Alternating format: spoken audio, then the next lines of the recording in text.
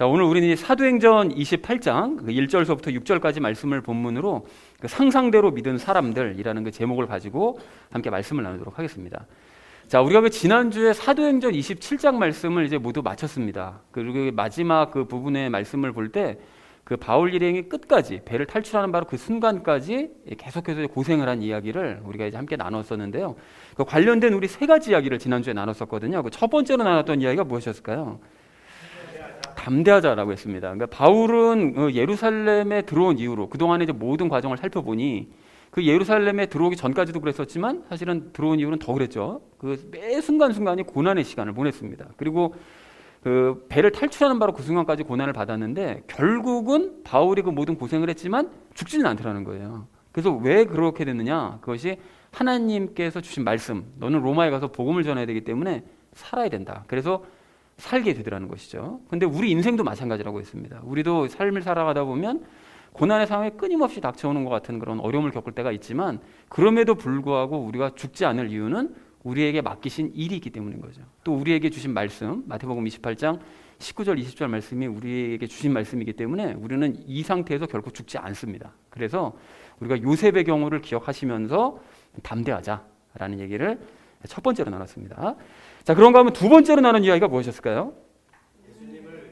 그렇습니다. 그 바울이 그동안 겪었었던 일들을 우리가 쭉 이렇게 한번 돌아보면서요. 그걸 만약에 내가 겪었었다면 어땠을까를 잠깐 좀 생각해보는 시간을 가졌는데 이게 정말로 사실 힘들었겠죠. 그렇게 되면. 근데 우리가 실제로 바울만큼은 아닐지라도 어려운 일들을 계속해서 겪고 있는 것도 맞습니다. 강도만 다를 뿐. 그래서 그런 일들을 계속해서 겪다 보면 불평이 막 나오기도 하죠. 그래서 사실 우리만 그런 것이 아니라 그 예레미야 대언자도 분명히 하나님께 말씀을 들었음에도 불구하고 보여주신다는 말씀을 약속을 들었음에도 불구하고 불평하더라는 것입니다. 계속 어려운 일들이 생기니까요. 그래서 하나님께서 함께 하신다는 사실을 알면서도 도대체 왜 이런 불평이 나오느냐, 왜 그렇다고 그랬죠? 우리 안에 있는 그렇습니다. 죄 때문에 그렇다고 그랬습니다. 자, 그래서 우리가 죄에 속아서 자꾸 나 자신이 살아있다고 생각하면서 착각하면서 자꾸 내가 하려고 해보려고 활동을 하기 때문에 결국 이 모든 고난의 상황에서 더 힘들어지는 것이로구나 라는 사실을 우리가 깨달았다면 우리가 죽었다는 사실을 기억하고 오직 예수님께서 나를 대신해서 행해 주실 것을 믿자라는 얘기를 두 번째로 함께 나눴습니다. 자, 그런가 하면 마지막 세 번째로 나눴던 이야기가 무엇이었을까요? 그렇습니다. 그 백부장이 모든 죄수들을 이제 다 죽이자라고 얘기했던 그 권면했었던 군사들의 말을 이제 무시하고 이제 죄수들을 죽이지 않았습니다. 근데 그렇게 안 죽였던 이유는 바울 때문이었죠. 그 바울을 살리기 위해서 모든 죄수들을 안 죽인 것인데 그러면 바울을 왜 살렸느냐? 바울의 말을 신뢰하기 때문이었던 거죠. 그리고 그동안 그렇게 바울의 말을 신뢰하게 된 것은 그동안 바울이 말했던 그 말과 행동들을 옆에서 계속 지켜봤기 때문에 백부장이 바울을 신뢰하게 된 것이라고 말씀을 드렸습니다. 자, 그렇기 때문에 사실 우리도 마찬가지죠. 우리 주변에 있는 사람들이 믿지 않는 사람들이 우리를 바라볼 때 아무 생각 없이 그냥 뭐 관심도 없는 것 같지만 사실은 문득문득 우리의 삶을 우리의 말과 행동을 지켜본단 말이죠. 그렇기 때문에 우리가 멀리 있는 사람, 뭐 많은 사람 전도할 생각할 것이 아니라 내 가까이 있는 바로 내 가족, 내 동료들 또는 뭐 심지어는 우리 교회에 있는 사람들조차 이렇게 가까이 있는 사람들에게 예수님과 내가 함께 살아가고 있는 삶의 그 모습을 보여주자. 또 그리고 그렇게 말하고 행동하자라는 얘기를 마지막 세 번째로 나눴습니다. 자, 그래서 사랑하는 우리 나눔 있는 교회 성도님들 모두는 지난주 말씀도 여러분 꼭 기억하셔서 나도 살고 남도 살리는 참된 그리스도인 다 되어지시기를 다시 한번 주님의 이름으로 간절히 축원드립니다. 오늘 본문의 전체 주제는 이겁니다. 상상하는 대로 믿는 신앙을 버리자라는 것이 오늘 주제가 되겠습니다. 자, 그래서 먼저 각 절 말씀을 우리 함께 살펴볼 텐데요. 1절 말씀 먼저 우리 함께 읽도록 하겠습니다. 그들이 피신한 뒤에 그 섬이 멜리데라 불리는 줄 알았더라 라고 얘기합니다. 여기 멜리데라고 되어 있는데 멜리데 섬이 어디 있는지 지도를 찾아보니까요. 여기에 있다고 합니다. 그러니까 이 이탈리아 바로 아래쪽에 있는 섬인 거죠. 거기다 도착을 하게 된 거죠. 자기들도 모르게. 이것도 사실 하나님의 은혜긴 은혜입니다. 배가 막 풍랑이 일어서 딴 쪽으로 가버렸을 수도 있는데 이탈리아 가까운 쪽으로 가게 된 거죠. 결국.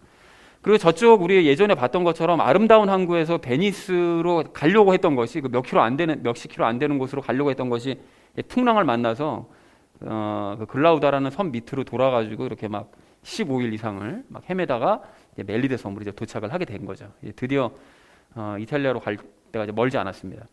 자, 그래서 1절 말씀을 정리해 보면 이렇게 정리할 수 있겠는데요. 배에 있던 사람들은 피신한 뒤에야 그곳이 멜리데 섬인 줄을 알게 되었다라는 것이 1절의 의미가 되겠습니다. 자, 이어진 2절 말씀 우리 함께 읽도록 하겠습니다.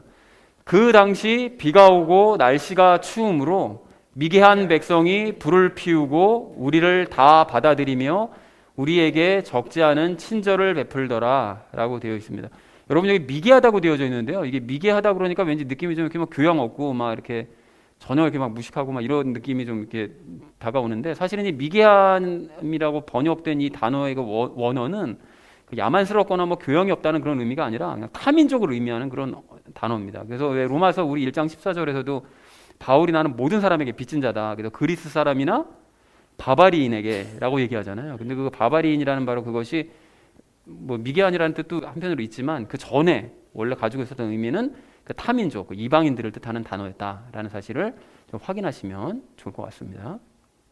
그리고 그 사람들이, 원주민들이 적지 않은 친절을 베푸는데요. 그러니까 성품은 선한 사람들이었다라는 사실을 확인할 수가 있죠.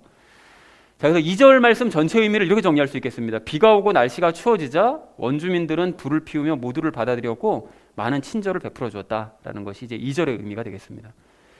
자, 이어진 3절 말씀 우리 함께 읽도록 하겠습니다. 바울이 나뭇가지 한 다발을 거두어 불 위에 놓으니 열기 속에서 독사가 나와 그의 손에 달라붙더라 라고 되어 있습니다. 열기 속에서 독사가 나왔다고 되어 있는데 이가 왜 갑자기 튀어나왔을까? 뭐 당연히 나뭇가지 속에 숨어 있었겠죠. 거기서 살고 있었다가 나뭇다발 속에 숨어 있던 뱀이 이제 불에 던지니까 그 뜨거운 열기를 참지 못해서 이제 밖으로 튀어나온 거죠. 자, 그래서 3절 전체의 의미는 이렇게 정리할 수 있겠습니다. 바울이 한 다발의 나뭇가지를 불에 놓자 열기를 참지 못한 독사가 튀어나와 바울의 손을 물었다라는 것이 3절의 의미가 되겠습니다. 자, 이어진 4절 말씀 우리 함께 읽도록 하겠습니다. 그 독 있는 짐승이 그의 손에 달려 있음을 미개한 사람들이 보고 자기들끼리 이르되 분명히 이 사람은 살인자라.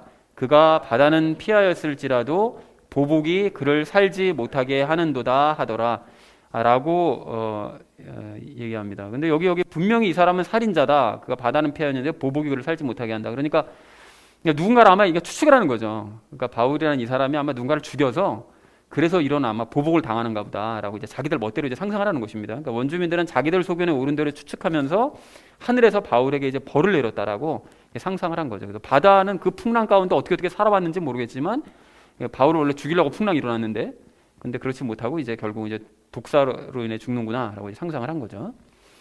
4절 전체 의미를 이렇게 정리할 수 있겠습니다. 원주민들은 바울의 손에 달린 독사를 보며 바울을 살인자라 추측했고 바다를 피해온 그에게 하늘이 벌을 내렸다라고 상상을 했다라는 것이 4절의 의미가 되겠습니다.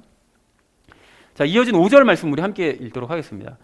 그가 그 짐승을 불 속에 떨어버리고 아무 해도 입지 아니하니라 라고 말씀합니다. 이 짐승을 불 속에 떨어뜨렸다는 건 결국 독사를 떨어뜨렸다는 거잖아요. 불 속으로. 그러니까 이게 마치 이제 사탄의 미래를 보는 것 같죠.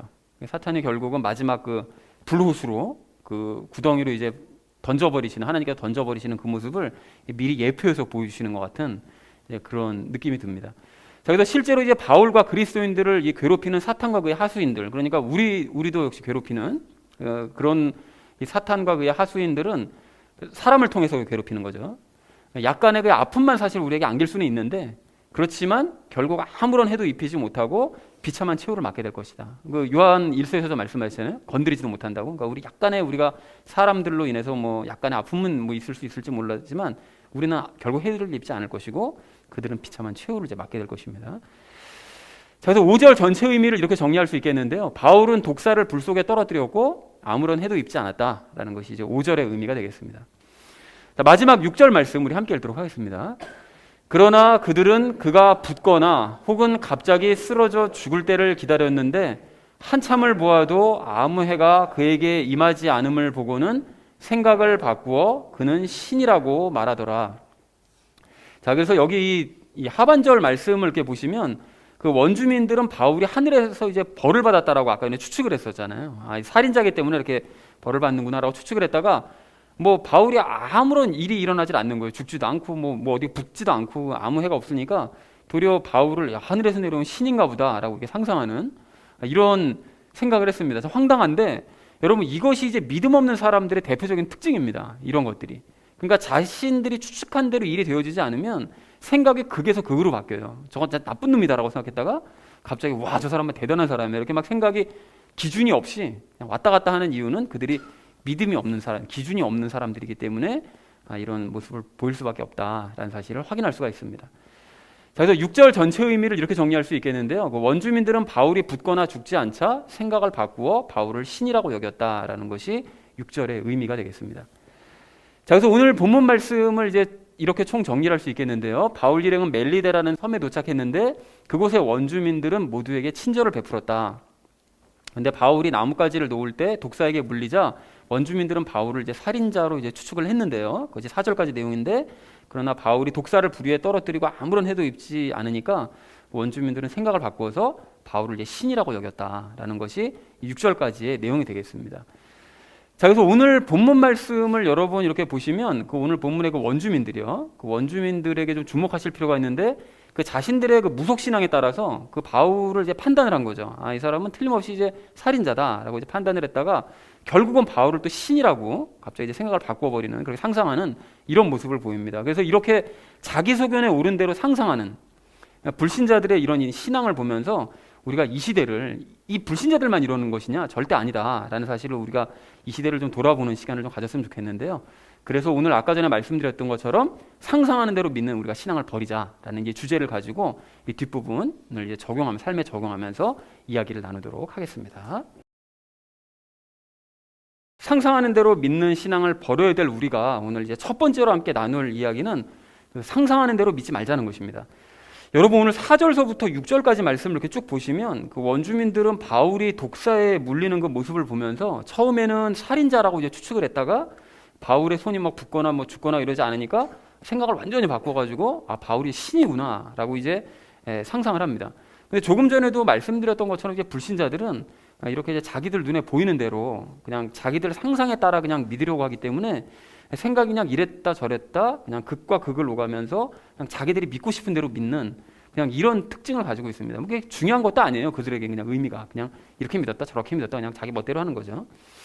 자, 그런데 이러한 일들이 이게 불신자들에게만 나타나느냐? 여러분, 절대 그렇지 않다는 것이죠. 이게 교회 다니는 사람들도 자기가 믿고 싶은 대로 믿는 경우가 있습니다. 아니면 이게 어쩌면 대부분이 그럴지도 몰라요. 자기가 믿고 싶은 대로 믿는 거죠. 그래서 과거에도 말씀드렸던 것처럼 이제 100명의 교인이 있으면 그 100명이 다 서로 다른 하나님을 믿고 있다고 해도 과언이 아니라는 것입니다. 그래서 그들이 믿는 하나님을 이렇게 여러 하나님을 정리하고 정리해 보면 크게 이제 세 부류의 하나님을 믿는 것으로 이제 정리를 해볼 수가 있는데요.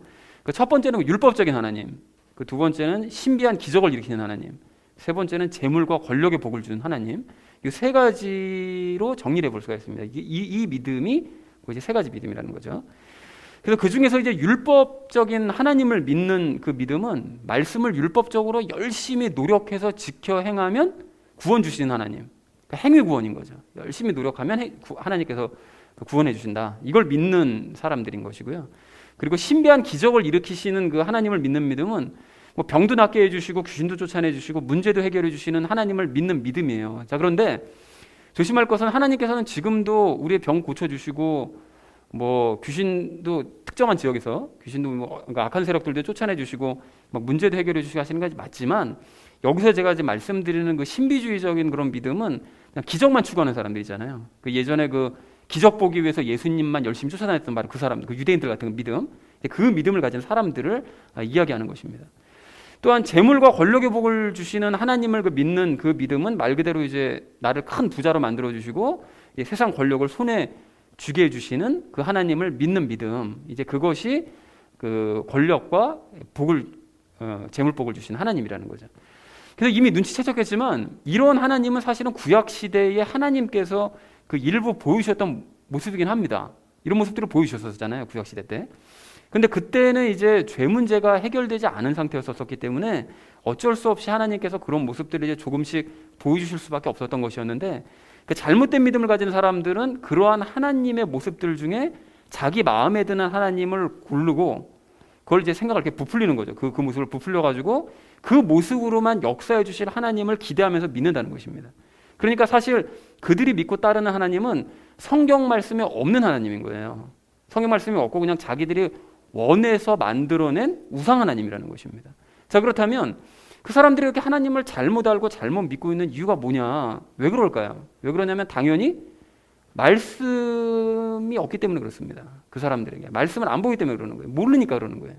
그러니까 성경에서 말씀하시는 하나님이 어떤 분이신지를 자기 눈으로 확인하지 않은 채 그냥 어렸을 때 교회 다니면서 그 전도사님한테 들은 그런 그 하나님, 그 하나님에 대한 그 만들어진 이미지, 그 이미지를 이렇게 부풀려 가지고 그냥 권사가 되고 장로가 될 때까지 일평생 동안 그 하나님만 섬기고 있기 때문에 자기가 믿고 있는 하나님이 우상 하나님인 줄도 모르고 그냥 섬기고 있는 거예요. 그리고 천국 가기를 바라고 있는 거죠. 그런데 그렇게 얘기하면 이제 반박하는 사람들도 많습니다. 뭐 그런 사람들 중에 나 성경을 얼마나 많이 보는지 아느냐고, 내가 막 일독이 뭐냐고, 한 해에 막 몇 독씩 하고 있다고, 이렇게 이제 주장들을 한다는 거죠. 그 거짓말 아닙니다. 그분들이 성경 많이 보세요. 자주 보시고 또 많이 보시는 것도 맞습니다. 하지만 율법적인 하나님을 믿는 사람들은 성경을 읽더라도 순수한 눈으로 성경을 읽는 것이 아니라 이미 율법적인 목사와 신학자들에게서 교육받은, 그렇게 만들어진 하나님, 그 하나님을 염두에 두고 성경을 보기 때문에 성경을 봐도 성경에서 율법적인 하나님밖에 안 보이는 거예요. 그리고 신비한 일을 행하시는 하나님을 믿는 사람들은 성경을 읽더라도 그 부흥사가 만들어낸 그 하나님, 그 우상 하나님을 성경에서 볼 수밖에 없습니다. 그리고 물질의 복을 주시는 하나님을 믿는 사람들은 성경을 읽어도 돈 하는 그런 목사가 만들어낸 그 복 주시는 하나님을 볼 수밖에 없는 거예요. 다른 하나님은 눈에 안 보여요. 그러니까 이들은 하나님의 말씀이 자기 자신의 마음에 직접 말씀해 주시도록 성경을 읽는 것이 아니라, 순수한 눈으로 성경을 보는 것이 아니라 자기가 만들어낸 하나님, 그리고 자신이 원하는 하나님만 성경에서 골라서 읽기 때문에 성경을 아무리 많이 읽어봐야 아무런 의미가 없다는 것입니다. 그런 식으로 뭐 백독을 해봤자 아무 의미가 없어요.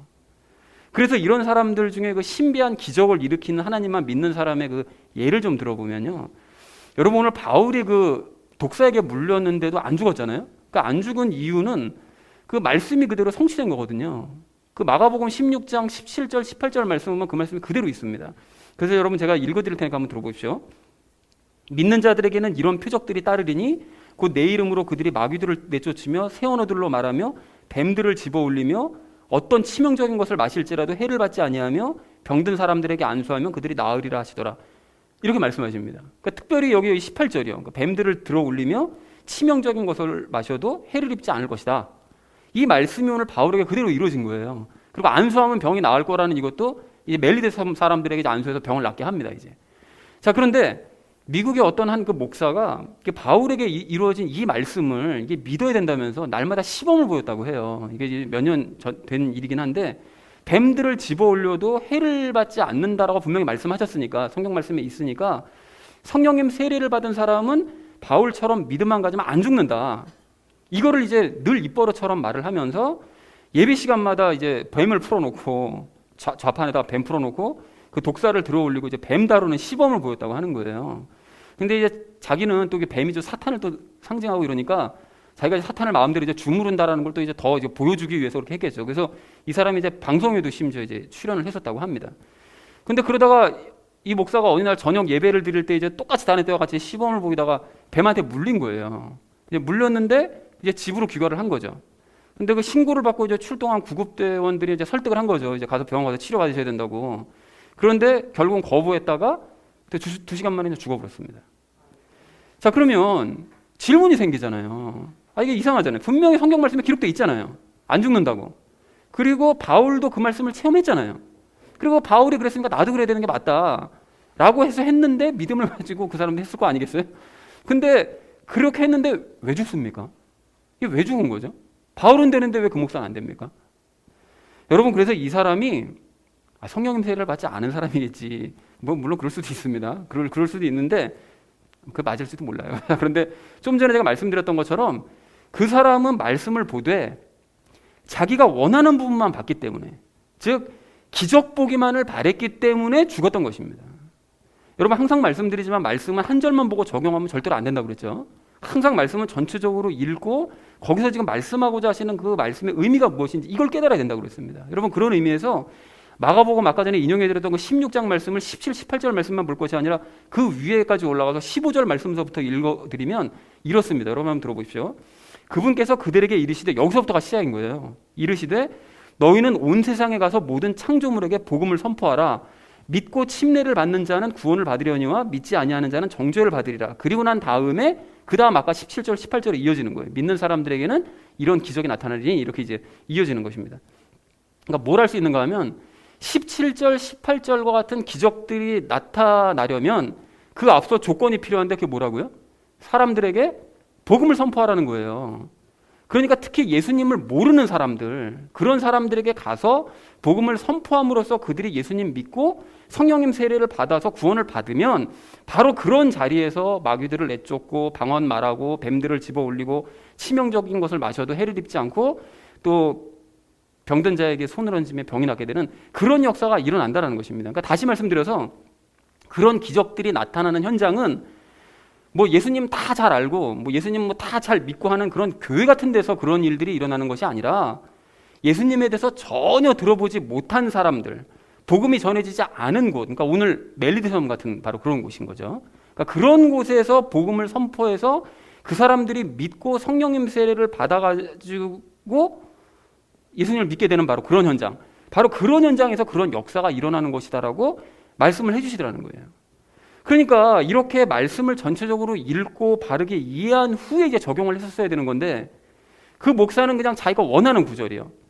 뱀 잡아도 안 죽는데 해로운 걸 마셔도 안 죽는데 그냥 요 한 구절만 보고 맨날 뱀 시오나 하니까 그러니까 그렇게 자기가 상상하는 예수님 만들어 놓고 그냥 기적으로만 역사해 주기만을 그냥 기대하고 사니 뱀들도 참다가 그냥 확 물어버린 거죠. 그러니까 그 목사가 결국 자기 갈 곳으로 그냥 가버리고 말더라는 것입니다. 이게 너무 어처구니 없는 얘기인 거잖아요. 자, 그러니까 말씀을 읽을 때 우리가 말씀을 전체적으로 읽으면서 하나님께서 도대체 뭘 말씀하고자 하시는 건가 이걸 우리가 깨달으려고 하지 않고 그냥 자기가 원하는 그냥 우상 하나님 믿으면서 그냥 자기 소견에 옳은 대로 그냥 성경 해석해 버리고서는 틀림없이 그렇게 그냥 이건 될 거라고 이렇게 하면 진짜 그건 틀림없이 자기 상상에 따르는 믿음을 가질 수밖에 없게 되는 거예요. 그리고 그렇게 믿는 믿음은 불신자들하고 다를 바 없는 믿음인 거죠. 오늘 멜리드섬 사람들이 뭐 생각 이랬다 저랬다 그냥 뭐 자기 믿고 싶은 대로 막 믿어버린 거랑 다를 게 하나도 없기 때문에 그 끝은 결국은 멸망이라는 것입니다. 여러분 그래서 이런 사람들이 나중에 그 마태복음 7장 22절 23절 같이 되는 거예요. 제가 종종 그 인용을 해드리잖아요. 그날에 많은 사람들이 내게 이르기를 주여 주여 우리가 주의 이름으로 대언하지 아니하였나이까 주의 이름으로 마귀들을 내쫓지 아니하였나이까 주의 이름으로 많은 놀라운 일을 행하지 아니하였나이까 하리니 그때 내가 그들에게 밝히 말하되 내가 너희를 결코 알지 못하였노라 불법을 행하는 자들아 너희는 내게서 떠나라 하리라. 그러니까 예수님께서는 자기 상상으로 만들어낸 그 예수님을 막 따르고 믿고 따르면서 자기 상상에 따라 막 말씀을 해석하고 행한 사람들 그러면서 내가 막 놀라운 일을 행하고 막 기적들 행하고 막 이러지 않았습니까? 막 뱀들도 막 집어 올리고 제가 맨날 뱀쇼 했는데요. 이런 사람들을 보고 불법 행했다고 말씀하시더라는 거예요. 너 네 멋대로 성경 해석해놓고 그런 식으로 행동하면 어떻게 해? 난 너희를 모르겠다고 이렇게 말씀하시더라는 것입니다. 여러분 지난주 그 금요일 큐티 본문이요. 그러니까 이번 지난 금요일 말고 그 전에 금요일 그 큐티 본문 말씀을 보시면 하나님께서는 그 유대인들의 죄에 대해 아주 분명하게 너무나 분명하게 지적을 하셨는데요. 그래서 제가 그 부분이 너무 중요해가지고 지난주 그 은혜 나누기 삶에도 그걸 주제로 썼었거든요. 근데 하나님께서 이제 뭐라고 말씀하셨는가 봤더니 유대인 조상들, 그러니까 너희들도 나쁜데 너희 조상들의 죄부터 먼저 말씀하시는 거예요. 너희 조상들은 나를 버리고 우상 섬겼다. 그게 정말 악한 죄다라고 이제 말씀하시고 그 다음 예레미야서 16장 12절에서 이렇게 말씀하세요. 너희가 너희 조상들보다 더 악하게 행하였나니 보라 너희 각 사람이 자기의 악한 마음에서 상상하는 대로 걷는도다. 이게 너무 중요한 구절인 거예요. 그러니까 자기가 상상한 대로 믿는 것이 우상을 섬기는 것보다 더 악하다고 하나님께서는 분명하게 말씀하시더라는 것입니다. 이게 왜 악합니까? 우상을 섬기는 사람들은 자기가 마음에 찜찜함은 있어요. 근데 하나님을 알면서 이렇게 우상을 섬겨도 되나? 그래서 그걸 깨닫게 되면 돌이킬 여지라도 있는데 상상한 하나님을 믿는 사람들은 그걸 우상으로 섬기는 사람들은 하나님 잘 믿고 있다고 생각하거든요. 그러니까 아무리 말해줘봤자 돌이키질 않는 거예요. 그러니까 더 악하다는 것이죠. 그리고 그런 사람들이 상상대로 믿는 그 이유도 그 16장 12절 하반절에서 분명하게 말씀하시는데 그들이 내 말에 귀를 기울이지 아니하나니 이렇게 말씀하세요. 그러니까 말씀을 알려고 하지 않으니까 말씀을 볼 생각을 하지 않으니까 상상의 하나님을 믿을 수밖에 없고 상상에 따라 신앙생활을 할 수밖에 없더라. 아주 분명하게 말씀하시더라는 것입니다. 그러니까 남유다가 멸망에 버릴 수밖에 없었던 거죠. 자, 그래서 여러분 오늘 댁에 가셔서 한번 확인해 보십시오. 그 남유다의 멸망에 대해서 예레미야가 아주 지겹도록 얘기하잖아요. 그 예레미야서 볼 때마다 막 지치잖아요. 그러니까 뭐 너희 죽는다, 끝장이다, 뭐 엉망될 거다, 막 계속 그런 얘기하고 있는데 그 예레미야서를 여러분 보시면 다른 대언자들은 지적하지 않았었던 자기 상상대로 믿는 그 신앙생활, 그 근본적인 그 잘못된 신앙생활, 그 부분에 대해서 통렬하게 책망하는 말씀이 8번이나 나옵니다. 예레미야서에서만. 그러니까 그렇기 때문에 신앙생활의 근본적인 잘못을 지적하는 이 예레미야서가 이래서 정말 귀한 거예요. 이게 보기는 힘들지만 이래서 귀한 거라는 거죠. 사랑하는 우리 나눔 믿는 교회 성도님들 모두는 상상에 따라 믿는 것이 얼마나 위험한 일인지를 오늘 분명하게 깨달으시기 바랍니다. 여러분, 그리고 그러한 믿음은 오늘 그 멜리데섬 원주민들처럼 불신자들에게서만 나타나는 것이 아니라 믿는다고 하는 사람들에게서도 나타날 수 있는 모습이고, 또 그러한 믿음은 버리기 힘든 그러니까 가짜 믿음이기 때문에 그 위험하다는 사실을 여러분 꼭 확인하시기 바랍니다. 그리고 또한 그렇게 상상에 따라 믿는 믿음은 결국은 말씀을 바르게 읽지 않기 때문이라는 사실을 여러분 확인하셔서 오늘 말씀에 기록된 그 하나님만을 우리가 믿고 그 하나님만을 바르게 섬기는 저와 여러분 되어주시기를 주님의 이름으로 간절히 축원을 드립니다. 자, 상상하는 대로 믿는 신앙을 버려야 될 우리가 오늘 두 번째로 나눌 이야기는 그 말씀을 알되 힘써 알자는 것입니다. 여러분, 방금도 잠깐 제가 말씀을 드렸지만 그 이 이야기를 제가 나누지 않을 수가 없는데요. 상상한 대로 믿지 않으려면 우리 어떻게 해야 된다고요? 말씀을 봐야만 합니다. 말씀 봐야만 해요, 여러분. 그리고 말씀을 보되 대충 몇 줄만 읽고 그냥 무작정 적용 한번 해보자, 뭐 믿으면 될 거야. 뭐 돼요? 안 돼요, 그거. 그렇게 할 것이 아니라 말씀을 전체적으로 읽어야 되고 점차 깊이 읽어야 됩니다. 여러분, 그 뱀쇼 했던 그 목사 있잖아요. 그 목사를 한번 생각해 보시면 그 목사는 자기 나름대로 또 내가 이제 말씀에 있는 대로 내가 행한 건데 내가 왜 죽어야 되느냐고 막 이제 억울했을 수도 있을 것 같아요. 그러니까 우리가 어떻게 해야 됩니까? 더더욱 우리가 그 목사와는 다르게 말씀을 전체적으로 읽고 하나님께서 무엇을 말씀하고자 하시는지를 깨달아야 된다는 것입니다. 그 목사 잘못이 그건 거잖아요. 결국 자기가 잘못한 거거든요. 그러니까 나무 하나만 붙잡고 죽도록 연구할 것이 아니라 우리가 수시로 숲 전체를 보는 그런 눈을 가져야 되고 훈련을 해야 된다는 것입니다. 그런 의미에서 여러분 좀 다시 한번 확인하셔야 될 것이 있는 것이, 아까 그 마가복음 16장에 그러한 이제 놀라운 기적들이 그 앞에서 말씀드린 것처럼 그거는 예수님을 알지 못하는 지역의 사람들에게 이제 일어나는 것이다 이렇게 말씀을 드렸잖아요. 그럼 우리가 또 하나 궁금증을 가져야 되는 것이, 그러면 왜 예수님을 모르는 그런 사람들에게만 그런 큰 기적이 나타나야 되는 것이냐, 이런 질문도 해볼 수가 있다는 거죠.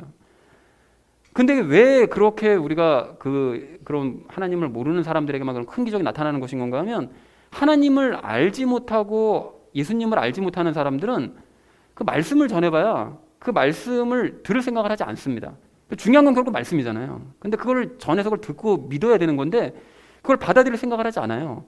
그래서 그들이 말씀을 받아들이게 하기 위해서, 즉 말씀을 믿게 하기 위한 수단으로서 그 기적이 필요하기 때문에 그런 사람들에게 기적이 일어나는 것입니다. 그래서 여러분 한번 생각해 보세요.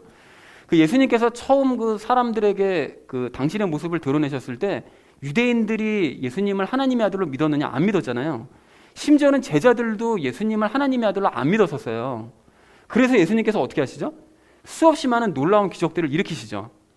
그리고 요한복음 말씀 보면 뭐라고 말씀하시는가 하면, 너희가 나는 믿지 못할지라도, 내가 하나님의 아들이라는 건 믿지 못할지라도 내가 행한 일은 믿어라. 그 일을 보면 내가 하나님의 아들이라는 걸 믿게 될 거다. 이렇게 말씀하시잖아요. 그러니까 수없이 많은 기적들을 보여주심으로써 예수님의 말씀을 듣게 하시고, 그럼으로써 최종적으로는 예수님을 하나님의 아들로 믿고 영접하기를 기대하시라는 거예요. 자, 그런데 그 이후로 예수님께서 어떻게 하십니까? 부활하시고 죽으셨다가 부활하시고 승천하시잖아요. 그리고 이제 제자들에게 성령님 세례가 임해서 이제 사람들이 다 흩어져 가지고 각 유대 지역 그 곳곳에 이제 복음을 전파하러 다니죠. 이제 그렇게 하다 보니까 예수님을 믿고 영접한 사람들이 많아졌어요. 그리고 믿진 않더라도, 대부분은 사실 믿진 않긴 하지만 믿진 않더라도 예수가 죽었다가 살아났다는 얘기만 들어봤고 또 복음이 어떤 것인지는 알고는 있단 말이죠.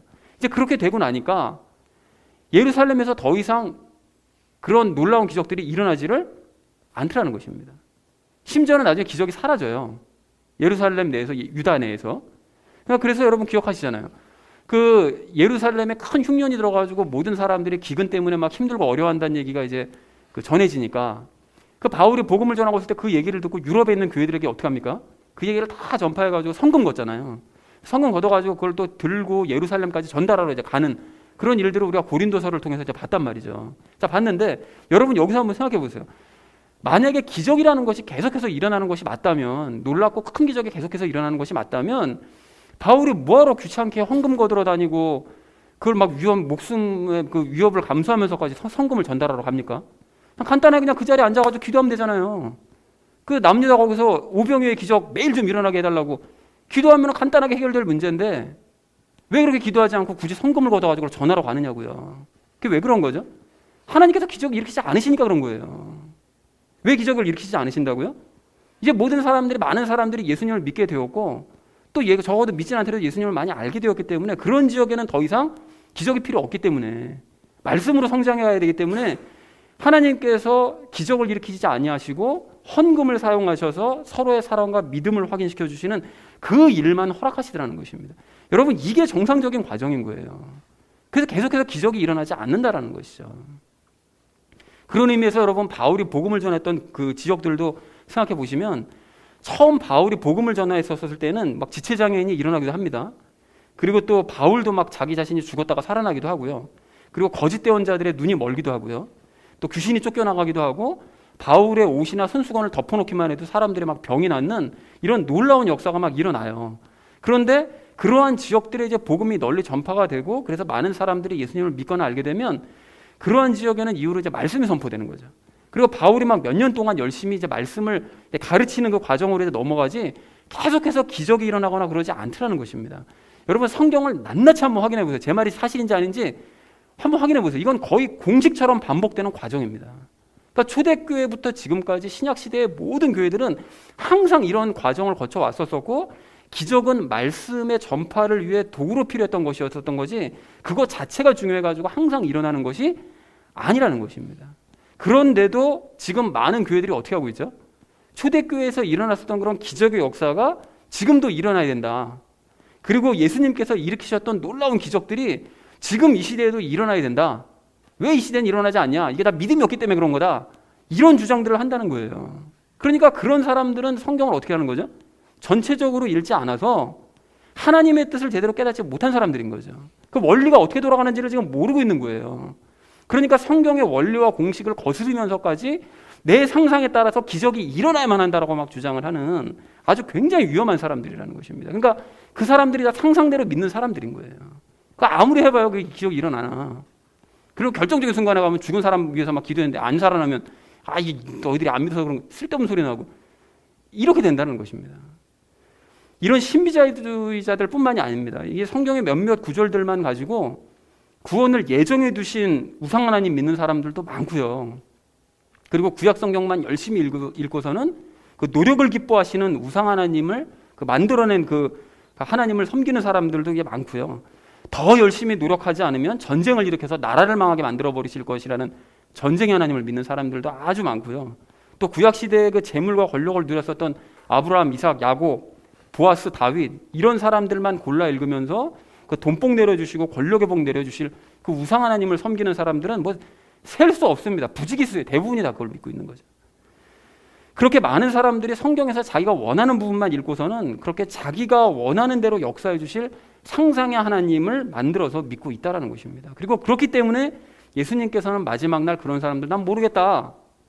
너희를 도저히 나는 알 수가 없어. 몰라서서 너희를 라고 말씀하시고 불법을 행하는 자들이라고 꾸짖으시며 쫓아내시더라는 거죠.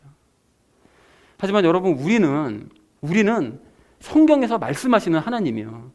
그리고 성경에서 말씀하시는 그 진리요.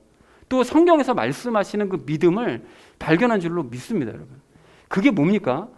우리와 친히 연합하셔서 우리를 더 이상 정죄하지 않으시고 매일의 삶을 함께 살아가시는 하나님을 우리는 성경을 통해서 발견한 거예요. 특히 우리는 요한복음 말씀을 통해서 하나님께서는 우리의 믿음을 통해서 우리를 대신해서 일해 주신다는 아주 굉장히 중요한 사실도 깨달았습니다. 그리고 또한 대다수의 교인들은 십자가 믿음, 십자가 복음 이것만을 말하지만 사실 그거 최종적인 복음과 최종적인 믿음 아니라고 그랬었죠. 우리가 믿고 있는 바로 그 믿음은, 진짜 믿음은 그게 뭐라고 그랬었죠?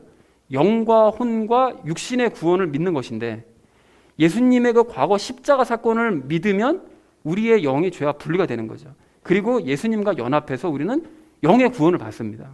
그리고 그렇게 예수님과 연합한 예수님과 현재를 살아가면서 믿음으로 성령님의 열매를 맺음으로 말미암아 죽을 때까지 혼의 구원을 이루어가는 거죠.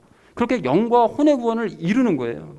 그리고 죄를 소유하고 있는 우리 육신이요. 그 영과 분리된 죄가 우리 육신에 남아있다고 그랬잖아요.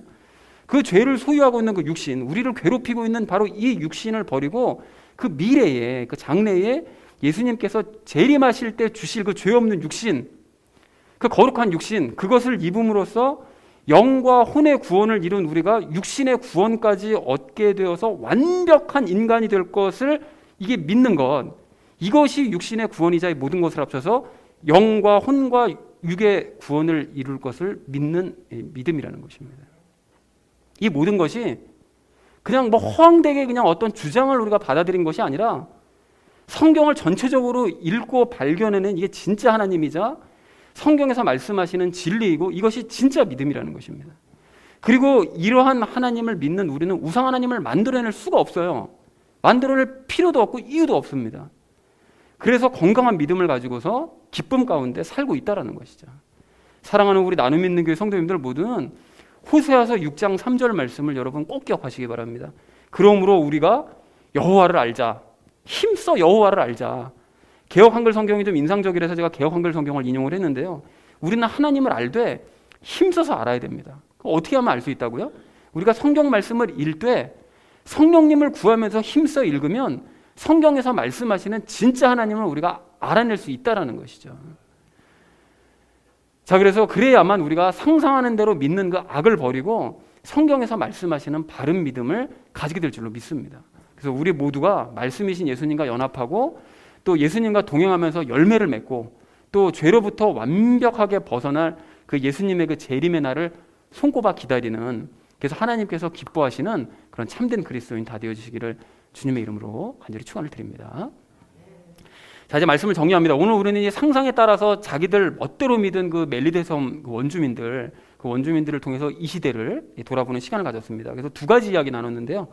첫 번째는 상상하는 대로 믿지 말자라고 그랬었죠. 그래서 많은 교인들이 율법적인 신비적인 어떤 뭐 복을 주실 그런 상상의 하나님을 믿고 있는데 또 말씀을 보더라도 이게 잘못 봐가지고 그 상상대로 그냥 자기 신앙생활을 하는 거죠. 그래서 예레미야서 16장에서 그런 상상대로 믿는 일은 아주 악한 일인 것이다 라고 하나님께서 말씀하신 것도 우리가 확인을 했죠. 그러니까 말씀을 따라서 바른 하나님을 믿자라는 것이 첫 번째로 나눴던 이야기였고요.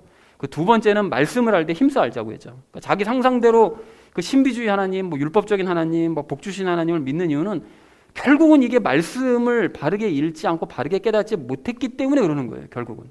그러니까 우리는 연합하신 예수님과 함께 살아가는 이 삶이 이게 바른 신앙이다. 그리고 영혼육의 구원을 믿는 믿음이 이게 진짜 믿음이다 라고 말씀을 드렸습니다. 그런데 이거를 저만 발견하면 안 되는 것이고 우리 모두가 다 똑같이 성경을 보면서 그것이 나도 발견이 되어져야 되고 공감이 되어져야 되는 거죠. 그래서 우리 모두가 말씀을 힘써 알아서 이것들을 발견하자라는 것이 이제 두 번째로 나눈 이야기입니다. 사랑하는 우리 나눔 믿는 교회 성도님들 모두는 더더욱 하나님을 아는 일에 열심들을 내셔서 성경에서 말씀하시는 바른 하나님을 믿으시고 성경에서 말씀하시는 바로 그 믿음을 소유하는 저와 여러분 되어지시기를 주님의 이름으로 간절히 축원을 드립니다. 우리 함께 기도하겠습니다.